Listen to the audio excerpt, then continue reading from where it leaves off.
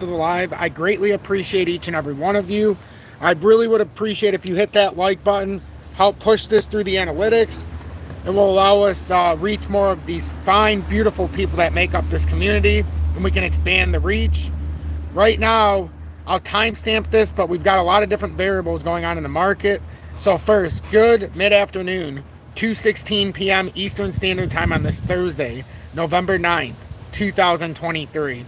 I'm XRP Future Millionaire, and I reside in the great state of Michigan. So I do want to thank everybody for tuning in on this midday market report. I think the market has brought in a lot of variables here today, and we're going to have to continue to stay on top of it. We'll continue to watch every step, but when it's a manipulated market, that's why we have buying levels where they are, and that's why we decide to sit pat when it's actually in the buying phase, because one day to the next, you never know. Even when it looks one way, it does the opposite. When manipulation is a factor, it makes it very difficult. Trading with J-Ride, I feel you there, my friend. Welcome in. Defo, good afternoon. Jorge, welcome. Crypto Scrooge, thank you so much for continuing to tune in. Make sure you follow Crypto Scrooge on YouTube as well, as he continues his journey to partnership. Very close now. And he covers solo and anything to do with the XRP ledger. CJ2 Pilot, welcome in. So as we can see, the Dow's down 205 points, 33,907. And I promise this will be a painless one. We'll get through this as fast as possible today. I'm busy. This is already the fourth time I've been on, and but I want to keep everybody out in front. Jose, welcome in. Watch, recycle, repeat. Indeed, watch the content, recycle it to friends and family. Come back and watch the next update. Rob, welcome in, and I appreciate you being in Tom's Army in month one, along with CJ2 Pilot. I see Crypto Scrooge has been in for over 2 years. How awesome is that? TJ, welcome in. Juan, good afternoon. Mo, welcome. So the Dow right now is trying to see if we're going to continue a bullish push. We need to hold 33,900. This is a normal consolidation. We have a massive W reversal, it looks like. So we're just looking to see if 33,900 holds, and then we could continue to push up to the next level. This is a normal consolidation, but it really does, a lot of people's mentality, if you are not going emotionless, is being threatened on a day-to-day basis, and it makes it very hard to be a technical trader. The DXY as of right now has come over that pivot point of 105.71. That's a very big level right now, because if it bounces off of that, we could have another manipulated push up. We know the death cross to come up to the 200-day right now. So this could be a fake out, but we would want to be rejected around 106 and not push up and hold. Rob, welcome in, and you are welcome. I appreciate that. Kryptonian bought 450 more. Don't trip by the dip. Yep. Mario, good afternoon. Yeah, that's exactly it. You have to have a buying philosophy. With the US dollar, this looks like a Batman top coming up to make the right arm and confirm this breakdown. But we have to make sure that it doesn't break 106 and continue on. You're looking for that 105 spot 70, was it 71 roughly, for a rejection. I know it's on top of it right now, but this looks to be standard operating procedure up to the 200 in the daily. US 10-year, government's not buying as heavy today, as you can see by the US dollar rising. You got the US 10-year bond up 3.14% or 14 cents, or 14 basis points to 4.64. It looks like a little W reversal here. Now, are they fake outs, or are they going to continue? Because we came up to the 200-day for a standard correction here in the 4-hourly. In the daily time frame, one could say that's a long leg doji possibly, and we could have a correction now. Or this could be a continuation down to the the 200-day in the daily, which is all the way down at 4.07%. So right now with the 10-year, it's really all coming down to the shorter time frames. Do we get rejected here on the 4-hourly in the short time and then reverse back down, or is this something here at this W reverse and we're going to come push back up here some? That's what we're looking for. Nobody can really tell, because the government, they are the buyers and sellers of last resort. So if they want to buy, they're going to buy, and they're going to bring that price down. Crude oil now, one big step here. If we get rejected at 77 bucks, we know we're coming down to 69.97, right around 70 bucks, because the U.S. government has said they want oil priced at about $70 a barrel by the end of the year. They came out a few months ago and said that. Caught us a little off guard, but that's why we had the lower targets. I still believe in time in 24, especially now with what they're doing here. It's going to explode. The supplies are being cut by Saudi Arabia on exports, which means we are importing less. And yet we're slashing the prices. Imagine you have a price of $100, you take away half the supply, and you take the price down by 25%. it doesn't make any sense. Eventually you're going to run out, or the very last of it is going to cost 50 times more than it's supposed to.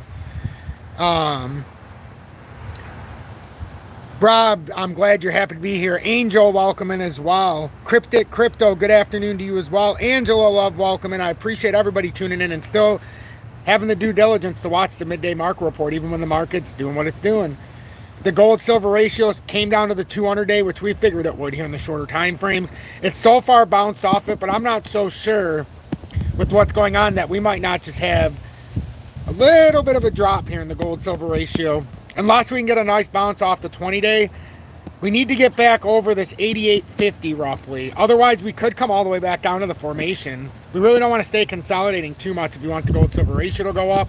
Gold still looks, I know it's come down, but if this is a big reversal, a V-shaped recovery, and now retesting this point, it could technically still come all the way down to 1930. But if it holds this retracement, that is super bullish. Even if it bounces off here and has to hit like this resistance up here at like 2032, early January, this is a bullish formation, assuming we don't lose that neckline around 1930. If gold holds $1,930 an ounce and doesn't give way, that's a very bullish formation. B2 gold's a little bit better of a buying opportunity today. We got a nice V-shaped recovery, and we've talked about this inverted head and shoulders. If this holds, if it breaks this V-shape, we should be coming down to 240. Now, the opposite, if we come back up, and let's say this is an inverted head and shoulders, then we get back on top of 319, you're looking at $4. So it's very hard to say where to buy and how to buy and when to buy. And like with silver, same story, making that V-shaped recovery on an inverted head and shoulders. Is this bearish or is this optics for a next move up? Only time will tell, and the DXY is really going to tell us a lot for risk on, risk off. So that's where I'm at right now with all of this. So that's a quick rundown with the precious metals, with the midday markets, and then with XRP and crypto. I encourage you to go back to my earlier updates. The last one from a couple hours ago has 3,000 views. The one from this morning has like 1,700. I was surprised the last one got so many views because I had to talk about, you know, obviously how we came down.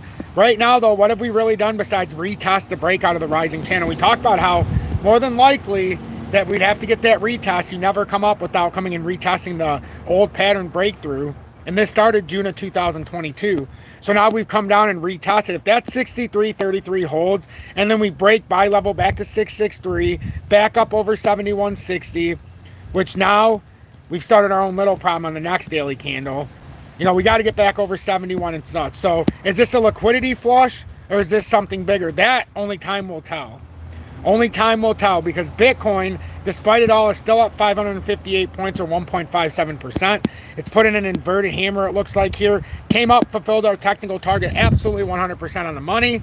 The fact it got rejected, we should have known altcoins might have to come back for correction to see if we're going to continue out. But right now, Bitcoin's trying to bounce off this broadening wedge, and we filled out the technical target here. So now, like I said, I know it's cliche, but time will tell what's going to happen. And then very quickly, I'm going to read through this and I'll let everybody go. Very quick midday market report, 10 to 15 minutes here today.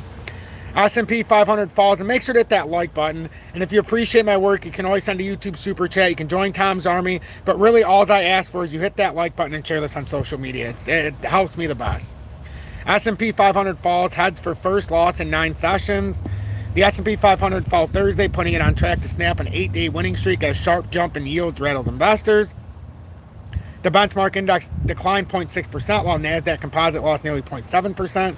The Dow Jones Industrial dropped 190 points or 0.5%. Stocks hit session lows after Federal Reserve Chair Jerome Powell indicated more work may need to be done to bring down inflation, although the recent slowdown in pace has been an encouraging sign for policymakers. The Federal Open Market Committee is committed to achieving a stance of monetary policy that is sufficiently restrictive to bring inflation down to 2% over time. We are not confident that we have achieved such a stance, he said in prepared remarks. The move lower in stocks also coincided with an uptick in yields. A U.S. Treasury auction early in the session also contributed to that. The benchmark 10-year Treasury yield was up more than 12 basis points at 4.632%. The 30-year bond rate jumped nearly 14 basis points to 4.792%. Interest rate volatility is dominating the stock market, said State Street Global Advisor Michael Arone. That's what we've seen. I do think that we're set up for a kind of positive conclusion to what's been a positive year, the chief investment officer said, but I do think that movements and interest rates will ultimately determine kind of Where we head from here. Disney, I don't even care about most of that. Stocks are coming off a muted but momentous day on Wall Street. The S&P and tech-heavy NASDAQ finished up 0.1%, yada, yada, yada. And then the Fed and this is the last thing I want to read. The Fed is not confident enough, that it's done. Fed not confident enough has been done to bring down inflation, Powell says. That the Fed Chair Jerome Powell said in a speech Thursday that the central bank thinks more may be needed to bring down inflation. The Federal Open Market Committee is committed to achieving a stance of monetary policy that is sufficiently restrictive to bring inflation down to 2% over time. We are not confident that we have achieved such a stance. No shish kebabs. Thank you all for tuning in. Make sure to hit that like button. And if you want to see more content, tune in tonight at 6:30 p.m. Eastern Standard Time when we do an in-depth breakdown of the cryptocurrency market as we get into the daily close at 7 p.m. Eastern Standard Time.